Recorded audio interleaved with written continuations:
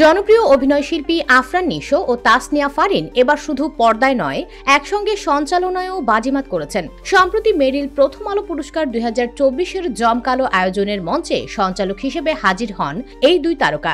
দর্শকরা দারুণভাবে উপভোগ করেন তাদের প্রাণবন্ত উপস্থাপনা ও রসিকতা। অনুষ্ঠানের এক পর্যায়ে উপস্থাপনায় হাস্যরসের সৃষ্টি হয় নিশোর এক মজার প্রশ্নে।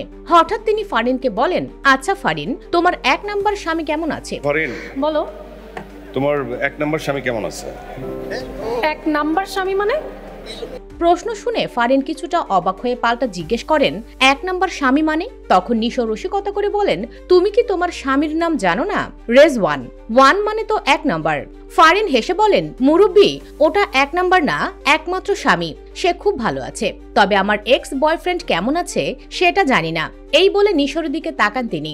জবাবে নিশো বলেন, আচ্ছা, আমি তো নিজেই তোমার এক্স বয়ফ্রেন্ড। তাদের এই কথোপকথনে পুরো অডিটোরিয়ামে হাসির রোল পড়ে যায়। দর্শকরা উপভোগ করেন তাদের মজার ঠাট্টা তামাশা।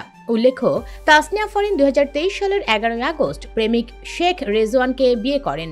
দীর্ঘ 8.5 বছরের সম্পর্কের পর পরিবারের উপস্থিতিতে তাদের বিয়ের আনুষ্ঠানিকতা সম্পন্ন হয়। এদিকে 2024 সালে মেরিল প্রথম আলো পুরস্কারের 25 বছর পূর্তি উপলক্ষে আয়োজিত রজত জয়ন্তীর এই উৎসবটি পরিচালনা ও পরিকল্পনায় ছিলেন হানিফ সংকেত। এবার উপস্থাপনার দায়িত্ব পান নিশো ও ফারিন। আর তাদের চমৎকার উপস্থাপনায় অনুষ্ঠানটি হয়ে ওঠে আরো প্রাণবন্ত ও উপভোগ্য।